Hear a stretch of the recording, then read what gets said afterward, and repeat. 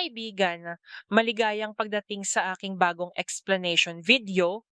Ngayon ay sisimulan na natin ang talakayan tungkol sa sigabo. Kung nagustuhan ninyo ang video, huwag kalimutang mag-subscribe sa aming channel na Series Explained PH. Para sa mga nanonood mula sa Facebook, ang link ng aming YouTube channel ay nasa video description. I-click lamang ang link at mag-subscribe upang makatanggap ng lahat ng mga update. Maraming salamat po sa inyong suporta. Si Gabo at Sam ay iisa lamang ang layunin. Hulihin ang lahat ng masasamang tao at parusahan sila sa kanilang mga maling gawain. Humingi ng pahintulot si Gabo kay Tatang na paalisin ang mga nagkakalat ng kaguluhan sa lipunan. Sinabi ni Gabo na ayaw na niyang magdusa ang mga inosente, lalo na ang mga mahihirap. Kaya't ang kanyang unang mga target ay sina Ricardo, Mariano at Django na gumagawa ng malulupit na krimen. Binigyan ni Tatang si Gabo ng maraming armas. Ngunit sinabi ni Gabo na kaya niyang lumaban gamit lamang ang kanyang pana basta't marami siyang palaso. Sinabi ni Tatang, malalakas at armado ang iyong mga kaaway, kaya't kailangan mong maging matapang. Sa huli, binigyan din siya ni Tatang ng motorsiklo. Ang unang misyon ni Gabo ay laban sa isang grupo ng mga magnanakaw. Sa kanyang pagpunta sa hideout ni Mariano, nakakita siya ng isang ina at anak. Ang bata ay nagpapaalala sa kanya ng kanyang nakaraan, kung paanong pinaslang ang kanyang ina. Ang tanawing iyon ay lalong nagpatibay ng kanyang loob. Ginamit niya ang kanyang motorsiklo upang atakihin ang mga magnanakaw at natalo silang lahat. Sa huli, matagumpay na napatay ni Gabo ang mga kriminal at nailigtas ang mag-ina. Nagpatuloy si Gabo sa kanyang motorsiklo nang muli niyang makita ang isang ina at anak. Muling bumalik sa kanyang alaala ang masakit na nakaraan, kung paanong brutal na pinaslang ang kanyang ina. Lalong tumibay ang kanyang loob. Ginamit niya ang motorsiklo upang atakihin ang lahat ng kriminal at pinigilan silang magkalat ng armadong terorismo. Sa huli, matagumpay na napatay ni Gabo ang mga kriminal. Tinulungan ni Gabo ang bata at dinala ang kanyang ina sa ospital.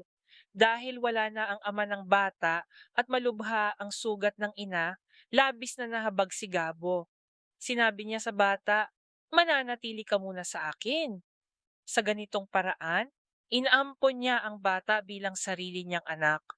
Napuno ng pasasalamat ang bata dahil wala na siyang ibang matitirhan. Ngunit hindi natapos ang plano ni Gabo. Ang kanyang layunin ay wasakin si Mariano. Samantala, nasa panganib si Sam dahil ikinulong siya ni Mariano. Sinubukan ni Ricardo na iligtas si Sam ngunit nabigo. Sa katunayan, mahal ni Ricardo si Sam, kaya't bumalik siya sa kanyang palasyo nang walang tagumpay. Nagbigay ng kondisyon si Mariano na dapat palayain ni Ricardo si Victor mula sa kulungan. Kung hindi ay malalagay sa panganib ang buhay ni Sam. Nakiusap si Ricardo, "Huwag mong saktan ang aking anak. Aayusin ko ang paglaya ni Victor." Kinabukasan, mag-isa lamang na inatake ni Gabo ang hideout ni Mariano. Laking gulat ng lahat dahil mag-isa siyang lumaban.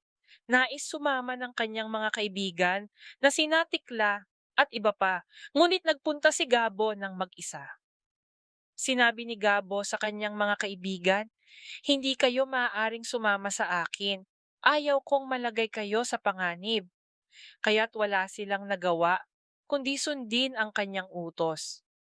Pagdating ni Gabo sa palasyo ni Mariano, agad na sumiklab ang matinding labanan. Bagaman may baril siya sa kamay, hindi niya ito ginamit. Sa halip, ginamit niya ang kanyang pinakamamahal na sandata, ang pana.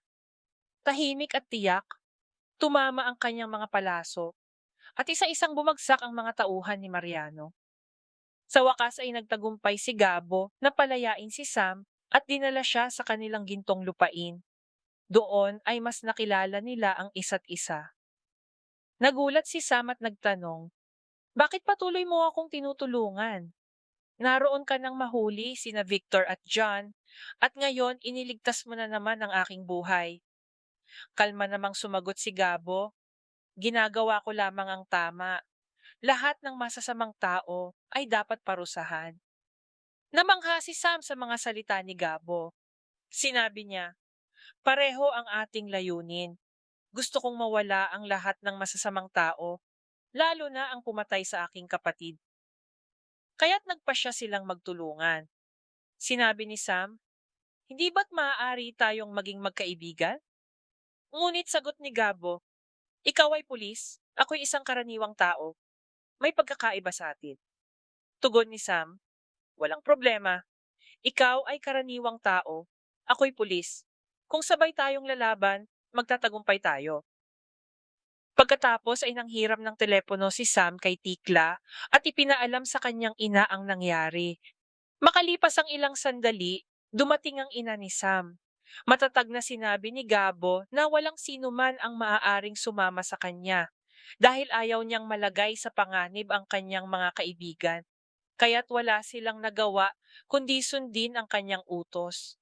Pagdating ni Gabo sa palasyo ni Mariano, agad na sumiklab ang matinding labanan. Bagaman may baril siya sa kamay, hindi niya ito ginamit. Sa halip, ginamit niya ang kanyang pinakamamahal na sandata, ang pana. Tahimik at tiyak, tumama ang kanyang mga palaso, at isa-isang bumagsak ang mga tauhan ni Mariano. Sa wakas, muling nagtagumpay si Gabo na palayain si Sam at dinala siya sa gintong lupain. Doon ay mas nakilala nila ang isa't isa. Nagulat si Sam at nagtanong, bakit patuloy mo akong tinutulungan? Naroon ka nang mahuli sina Victor at John, at ngayon iniligtas mo na naman ang aking buhay. Kalma namang sumagot si Gabo, ginagawa ko lamang ang tama, lahat ng masasamang tao ay dapat parusahan. Namangha si Sam sa mga salita ni Gabo. Sinabi niya, pareho ang ating layunin. Gusto kong mawala ang lahat ng masasamang tao, lalo na ang pumatay sa aking kapatid. Kaya't nagpasya silang magtulungan. Sinabi ni Sam, hindi ba't maaari tayong maging magkaibigan? Ngunit sagot ni Gabo, ikaw ay pulis, ako'y isang karaniwang tao. May pagkakaiba sa atin. Tugon ni Sam, walang problema. Ikaw ay karaniwang tao, ako'y pulis. Kung sabay tayong lalaban, magtatagumpay tayo. Pagkatapos ay nanghiram ng telepono si Sam kay Tikla at ipinaalam sa kanyang ina ang nangyari. Makalipas ang ilang sandali, dumating ang ina ni Sam. Labis siyang nag-alala at tinanong si Sam kung kumusta siya. Sagot ni Sam, ayos lang ako. At lahat ng ito ay dahil kay Gabo. Iniligtas niya ako mula sa mga kamay ni Mariano. Emosyonal na niyakap ng ina ni Sam si Gabo at sinabi, wala akong paraan upang masuklian ka. Iniligtas mo ang buhay ng aking anak.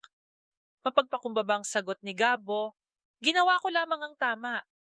Muli siyang niyakap ng ina ni Sam at hinalikan sa pisngi, sabay sabing, hinding-hindi ka namin malilimutan.